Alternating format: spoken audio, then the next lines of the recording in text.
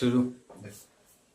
देखो, फिशर की स्ट्रक्चर का मतलब क्या हो गया कि ग्लूकोज में जो CHO ग्रुप है और 5 OH ग्रुप है, इनका स्पेशियल अरेंजमेंट क्या है, यानी वो कार्बन से किस तरह से जुड़े हुए हैं, उसको सबसे पहले किसने बताया था? फिशर ने बताया था। अब उसको याद करने का तरीका भी बताऊंगा और वो स्ट्रक्चर भी देखनी है आपको। ये पता है कि ग्लूकोज में एक CHO ग्रुप होता है, एक CHO ग्रुप होता है और उसके अलावा टोटल 6 कार्बन है। ये पहला, ये दूसरा, तीसरा, ये चौथा और ये पांचवा और ये आपके पास में ये छठा कार्बन है। ठीक है। अब देखो, फिशर में ग्लूकोज में इन कार्बन पर आपको पता है OH ग्रुप जुड़े हुए हैं। अब इन OH ग्रुप का अरेंजमेंट कैसा है, इसको हमें देखना है। तो आपको एक तरीका याद रखना है कि 2, 3, 4 इतना यहां से याद रखना। देखो कैसे, इस तरह से आप खड़े होंगे और आपको ऐसे याद रखना होगा 2 नंबर कार्बन पे OH इस साइड में, फिर 3 पे इस साइड में OH और बाकी सारे OH इस साइड में, ऐसे याद रखने। कैसे? आपको ये करना है CHO, फिर आपको ऐसे कार्बन लिखने हैं 1, 2, 3, 4, 5 और ये 6 कार्बन लिख दिया।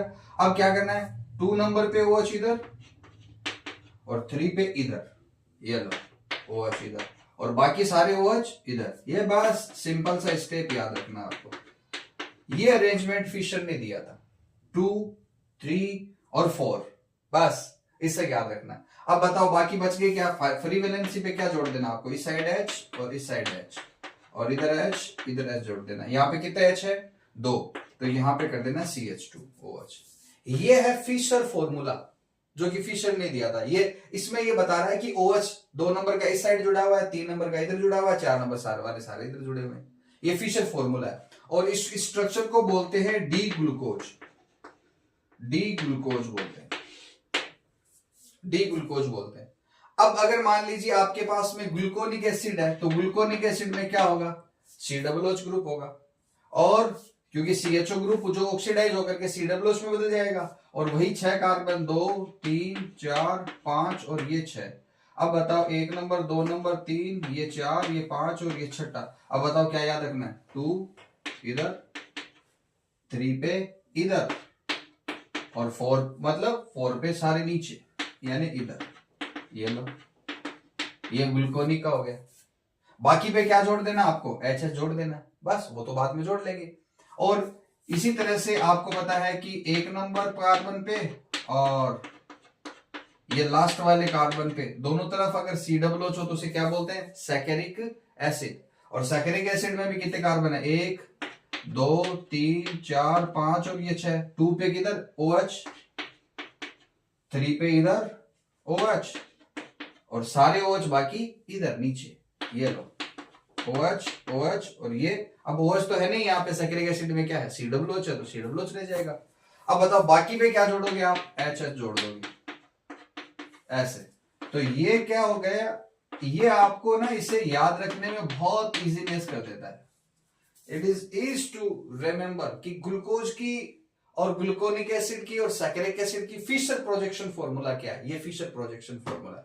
अब इसी फिशर प्रोजेक्शन फॉर्मूला से साइक्लिक स्ट्रक्चर बनाते हैं। देखो साइक्लिक स्ट्रक्चर कैसे बनाएंगे? साइक्लिक स्ट्रक्चर बनाने के लिए आपको ऐसे कहेंगे कि ये CHO ग्रुप है ना, तो CHO ग्रुप तो है ही है, तो ये C इधर डबल बॉन्ड है, इधर H है, ये 1 नंबर पे। अब यहां पे देखो ये 5 नंबर का जो H है ये यहां से निकलेगा H, और निकल करके आप बताओ इन दोनों में इलेक्ट्रोनेगेटिविटी किसकी ज्यादा है? इसकी। तो इस पर कौन सा चार्ज है? नेगेटिव।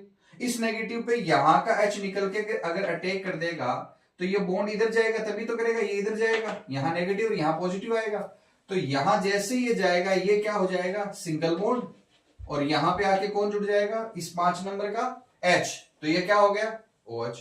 अब बताओ इस कार्बन पे पॉजिटिव और इस ऑक्सीजन पे क्या है? नेगेटिव। ये दोनों आपस में जुड़ जाएंगे ऐसे। अब ये ऑक्सीजन यहां ठीक नहीं लगता, आप क्या करते हो? इसको यहां बीचों बीच रख देते हो, बस। ये लो, ये इसकी साइक्लिक स्ट्रक्चर होगी। किसकी? ग्लूकोज की। अब इस साइक्लिक स्ट्रक्चर में इसको क्या बोलेंगे? D glucose. अब ये डी ग्लूकोज की साइक्लिक स्ट्रक्चर होगी तो आपको याद तो आपको ऐसे रखना 2, 3, 4 हो गया। और फिर उसी से क्या कर देना है, इस 5 नंबर का H यहां पे जोड़ देना और इस कार्बन को इस ऑक्सीजन से जोड़ देना है। यहां वाली जो ऑक्सीजन थी, यहां वाली ऑक्सीजन सुंदर लगे इसलिए बीचों बीच दिखे, इसलिए इसको ऐसे कर देना है। और ये आपके पास में एक साइक्लिक स्ट्रक्चर होगी ग्लूकोज की। अब ग्लूकोज की साइक्लिक स्ट्रक्चर में इस कार्बन पे देखो OH ग्रुप है, और वो कौन सी साइड में है, वो साइड में है राइट साइड में, राइट साइड में। और राइट साइड में अगर ग्लूकोज पे इस कार्बन पे OH ग्रुप हो तो उसको बोलते हैं अल्फा डी ग्लूकोज, यानी अल्फा। और अगर इसी को हम पलट देंगे तो उसको बोलेंगे बीटा डी ग्लूकोज। तो आप इसी स्ट्रक्चर को सेम बीटा डी ग्लूकोज अगर आप बनाना चाहते हो तो क्या करना पड़ेगा आपको, वही बात, ये रहा CO ग्रुप, ये 2, ये 3, ये 4, ये 5 और ये छठा, छठे पे CH2OH, 2 पे इधर, 3 पे इधर और बाकी सारे इधर, ये लो, ये बन गए। और यहां HH जोड़ देंगे। अब बताओ क्या है, ये CHO ग्रुप था ही, ये डबल बॉन्ड इधर गया तो यहां पे माइनस और 5 नंबर का क्या निकल गया H, और उस H ने क्या किया, इस कार्बन और इस ऑक्सीजन के बीच में क्या बन गया था, बॉन्ड, और ये लो ये बॉन्ड ऐसे बना दिया आपने। अब यहां पे जो ये OH ग्रुप बना, इस OH ग्रुप को आपको क्या करना है, इस साइड ले आना, ये लो, ये लेफ्ट साइड में कर दिया। इस स्ट्रक्चर और इस स्ट्रक्चर में कोई डिफरेंस है क्या, है ना, इसमें OH 1 नंबर पे राइट साइड में, इसमें लेफ्ट साइड में, लेफ्ट साइड में होते इसका नाम क्या हो गया, बीटा डी ग्लूकोज।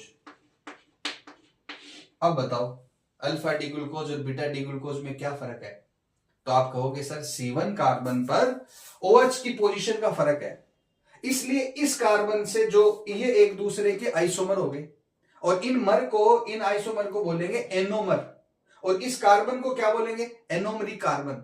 एनोमरी कार्बन वो कार्बन है जहां पर एक कार्बन डायरेक्टली 2 ऑक्सीजन से जुड़ा हुआ है, एक तो OH के ऑक्सीजन से और एक इस इंटरनल ग्लाइकोसिडिक बॉन्ड है, इसके ऑक्सीजन से जुड़ा हुआ है, 2 ऑक्सीजन से जुड़ा हुआ है, और जिस पे OH की पोजीशन बदलने से 2 आपको अलग अलग फॉर्म मिलते हो, अल्फा और बीटा, उस कार्बन को एनोमेरी कार्बन, और इन अल्फा बीटा डी ग्लूकोज को आपस में बोलते हैं एनोमर।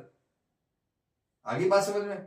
अब इसको क्या किया, फिशर ने तो इस तरह से रिप्रेजेंट कर दिया, अब हावर्थ ने इसको कैसे रिप्रेजेंट किया उसको देखना आपको, ठीक है, चलो देखते हैं।